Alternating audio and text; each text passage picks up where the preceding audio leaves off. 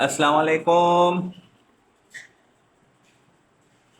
आज हमारा टॉपिक है वेन डायग्राम में इंटरसेक्शन कैसे करते हैं। मतलब इंटरसेक्शन कैसे करते हैं वो तो आप लोगों ने सीख लिया है। अब इसके वेन डायग्राम कैसे बनाते हैं। यहाँ भी वही काम होता है, जब दो सेट आपस में डिसजॉइंट हैं या ओवरलैपिंग हैं या सबसेट हैं तो उनके अलग अलग तरीके से वेन डायग्राम बनते हैं। अब वही सेट जो मैंने यूनियन में लिए थे उसी तरह मैं उन्हीं सेटों को अब ओवर क्या करता हूँ, इंटरसेक्शन करके उसका वेन डायग्राम बनाता हूँ। 1 3 5 और मेरे पास बी सेट होगा 2 4 6। अब ये दोनों सेट हैं, इनका मैं इंटरसेक्शन बनाता हूँ। अब इंटरसेक्शन की निशानी सैम्बल आपको पता है ये इस तरह का है। तो इंटरसेक्शन में क्या होता है, वो वो एलिमेंट हम इंटरसेक्शन वाले सेट में रखते हैं जो दोनों में कॉमन होगा, मतलब दोनों में मुश्तरका होगा। तो क्या ऐसा कोई एलिमेंट है यहाँ पर? नहीं है। तो क्या करेंगे, तो आपको पता है जब कोई भी नहीं होता तो वहाँ पर खाली सेट बनता है इंटरसेक्शन का। तो इंटरसेक्शन का जो सेट है वो खाली सेट बना। जब खाली सेट बना तो क्या करेंगे, उसका वेन डायग्राम कैसे बनाएंगे। आपने यूनियन में देख लिया था, हम रेक्टेंगल बनाते हैं यू सेट यूनिवर्सल सेट के लिए। अब ए इंटरसेक्शन बी करना है यहाँ पर। ए इंटरसेक्शन बी करना है जो कि डिसजॉइंट सेट हैं, दो दो डिसजॉइंट सेट, मतलब कि कोई ऐसा एलिमेंट नहीं है जो कॉमन है। तो जो कोई कॉमन एलिमेंट नहीं होता वो दोनों सेट एक दूसरे के डिसजॉइंट कहलाते हैं। अब डिसजॉइंट आपको यूनियन में भी याद होगा कि मैंने दोनों के सर्कल अलग अलग बनाए थे।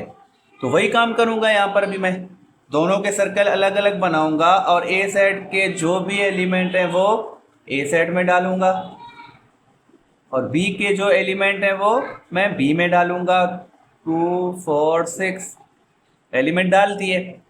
अब वहां पर क्या कर रहे थे, वहां यूनियन का जो सेट बन रहा था उसमें सारे एलिमेंट आ रहे थे तो हम सारों को शेड कर रहे थे। हम दोनों सर्कलों को शेड करके रखे थे हमने जो यूनियन में। यूनियन अगर मैं इसका यूनियन बनाऊं तो 1 2 3 4 5 6 सब आएंगे। तो वहां पर हमने आंसर के हिसाब से शेड करे थे, तो इन दोनों सर्कलों को शेड करा था। अब यहाँ पर तो कोई आया ही नहीं है, तो इसको क्या करेंगे, तो इसको हम शेड नहीं करते। ये जो इंटरसेक्शन बी वाला ए इंटरसेक्शन बी वाला जो वेन डायग्राम है इसको हम इसी तरह ही छोड़ देते हैं, इसको हम शेड नहीं करते क्योंकि आंसर हमारा काली सेट है, नल सेट है। नल सेट है तो यहाँ पर कोई ऐसी चीज़ हमने मेंशन नहीं करनी क्योंकि यहाँ पर कोई ऐसा एलिमेंट नहीं है हमारे आंसर में। तो यहाँ पर हम इसको बगैर शेड के रखते हैं। इसी तरह अब ओवरलैपिंग के दो सेट में लेता हूँ, वही सेट जो मैंने यूनियन में लिए थे यहाँ भी लेता हूँ 2 4 6। और अगर मैं बी सेट लेता हूँ तो उसको करता हूँ मैं, क्या करा था, 4 6 8 इंटरसेक्शन बनाता हूँ। इंटरसेक्शन में क्या है, जो कॉमन है वो इंटरसेक्शन वाले सेट में आएगा। तो 4 और 6 ये दोनों कॉमन है, तो ये आ गया इंटरसेक्शन वाले सेट में। अब क्या करूँगा मैं, अब वेन डायग्राम कैसे बनाऊंगा। मैं यूनिवर्सल सेट बना दिया मैंने। अब यहाँ पर ओवरलैपिंग में आपको याद है तो वहाँ पर एक दायरा दूसरे दायरे के ऊपर से गुजर रहा है, मतलब एक सर्कल दूसरे सर्कल के ऊपर से गुजरा है, उसका कुछ हिस्सा दूसरे सर्कल के ऊपर से गुजरा है। तो यहाँ पर वही काम करेंगे हम, बनेगा वही उसी तरह। तो एक सर्कल को दूसरे सर्कल के ऊपर से गुजारेंगे हम, क्यों, क्योंकि यहाँ पर कॉमन है। तो कॉमन जो है वो तो हमने मुश्तरका वाली जगह पर रखना है। ये वाला हिस्सा जो है, ये वाला जो हिस्सा है ये ए का भी है ये बी का भी है। तो 4 और 6 जो हैं वो ए के भी हैं वो बी के भी हैं। तो यहाँ पर हम ओवरलैपिंग के हिसाब से इस तरह दो दायरे बनाएंगे या दो सर्कल बनाएंगे। अब ये मेरा ए सेट है, ये मेरा बी सेट है, और ए सेट में 4 और 6 के बाद अलावा 2 है और यहाँ पर 8 है। जिस तरह हमने यूनियन सेट में भी सेम यही बनाया हुआ था, दोनों को ओवरलैप करा था और दोनों के जो कॉमन एलिमेंट थे वो हमने ऐसे दरमियान में रखे थे, जो ये वाला हिस्सा है। वहां पर क्या था, यूनियन में जो कि जवाब में हमारे जो यूनियन वाले सेट में ये सारे एलिमेंट आए थे, तो वहां पर हमने सबको शेड करा था।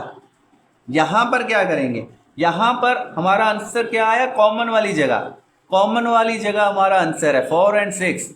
तो जो सेट हमारा बनता है कॉमन वाला, तो इसका शेड हम क्या करेंगे, कॉमन वाले हिस्से को करेंगे बस। 4 और 6 ये वाला जो हमारा कॉमन वाला हिस्सा है, जो कि ये हमारा आंसर आता है या ये हमारा इंटरसेक्शन वाला सेट आता है, तो इसका शेड भी हम सिर्फ वो इंटरसेक्शन का जो कॉमन वाली साइड होगी उसको सिर्फ हम शेड करेंगे, ना ए के बकाया हिस्से को करेंगे ना बी के बकाया हिस्से को करेंगे, हम दोनों के मुश्तरका वाली जगह पर शेड करेंगे। ये इंटरसेक्शन का ए इंटरसेक्शन बी का जो ओवरलैपिंग वाला होगा वो इस तरह बनेगा वेन डायग्राम में। अब अगर ऐसे सवाल में सबसेट वाला, अब मैं 2 सबसेट लेता हूं, सबसेट को मैं बनाता हूं, तो सबसेट में क्या है 1 3 5, इसका मैं बी सेट लेता हूं 3 5। तो इनका वही बात हो रही है कि क्या है, बी सबसेट है ए का, तो बी सबसेट है ए का। तो अब ए के जितने भी एलिमेंट्स हैं 1 3 5, बी भी उसी के एलिमेंट से बना है 3 और 5 के, तो इसमें कोई अलग से एलिमेंट नहीं है। तो यहाँ पर ए इंटरसेक्शन अगर मैं बी करूँगा तो मेरे पास वो होगा जो कॉमन आएगा, तो कॉमन क्या आ रहा है 3 और 5 आ रहा है, 3 और 5 आ रहा है। लेकिन अब यहाँ पर मैं इसका वेन डायग्राम कैसे बनाऊंगा, मैं यूनिवर्सल सेट का रेक्टेंगल बनाता हूँ, यूनिवर्सल सेट को हम रेक्टेंगल से जाहिर करते हैं। अब मैं ए इंटरसेक्शन बी का जो 2 दायरे हैं वो दायरे बनाता हूँ। यहाँ दोनों दायरे अलग अलग हैं क्योंकि वो डिसजॉइंट हैं, यहाँ एक दायरा दूसरे दायरे के ऊपर से जा रहा है, क्यों, क्योंकि ऐसा कुछ हिस्सा दोनों का मुश्तरका है, वो ओवरलैपिंग कहलाता है। लेकिन यहाँ पर क्या होगा, यहाँ पर ये सबसेट और सुपरसेट की बात है, तो यहाँ पर एक दायरा एक सर्कल दूसरे सर्कल के अंदर बनाते हैं हम। तो ये हमारा ए सेट है और ये हमारा बी सेट है। अब ए सेट में मेरे 1 3 5 हैं, तो 3 5 जो है वो मुश्तरका है, वो बी के भी हैं, तो वो बी के अंदर मैं लिखूंगा 3 5 3 5। अगर मैंने बी के दायरे में लिख दिए तो बी का दायरा क्या है, वो ए के दायरे में भी मौजूद है, तो वो तो ए का भी हिस्सा हो गया। बाकी जो ऐसा एक 1 है जिसको मैं सिर्फ ए वाले सर्कल के हिसाब से अंदर ए वाले सर्कल में ही रखूंगा, उसको बी के अंदर नहीं रख सकता, क्यों, क्योंकि वो बी का हिस्सा नहीं है। 3 और 5 जो है वो बी के भी हिस्से हैं, वो ए के भी हैं, तो वो ए के अंदर ही बी सर्कल बना हुआ है, बी सर्कल के अंदर है, तो वो ए के भी मतलब के हिस्से में आएंगे। इस तरह पिछले वाले यूनिवर्सल में भी हमने बनाया था। अब इसका शेड कैसे करेंगे, आंसर क्या आ रहा है 3 और 5, तो आंसर जो आएगा हम उसी जगह पर, अब मतलब कि जो बी सेट है हमारा, ये तकरीबन देखो तो आंसर में आ रहा है, जो ए इंटरसेक्शन बी का जो सेट बना है वो तकरीबन बी सेट है, तो हम बी वाले सर्कल को तकरीबन सिर्फ शेड करेंगे जिसमें हमारा जो इंटरसेक्शन वाला सेट आया है जिसमें 3 और 5 हैं, तो ये इस तरह इसको शेड करेंगे। इसको शेड नहीं करा, क्यों, क्योंकि यहाँ पर कोई एलिमेंट नहीं आया आंसर इंटरसेक्शन वाले सेट में, तो इसको शेड करके वो जगह भी मेंशन नहीं करनी, वो चीज़ भी मेंशन नहीं करनी जो आया ही ना हो। तो मतलब 0 है, मतलब खाली है, कोई भी एलिमेंट नहीं है इसमें, तो शेड करने के लिए कुछ बचेगा ही नहीं जिसको हम शेड करें। तो उम्मीद है अब इंटरसेक्शन वाला भी आपको समझ आ गया होगा। नेक्स्ट में इंशाल्लाह हम डिफरेंस वाला वेन डायग्राम में लाते हैं, फिर अगले वीडियो में डिफरेंस के लिए आएंगे इंशाल्लाह। जब तक के लिए खुदा हाफिज़।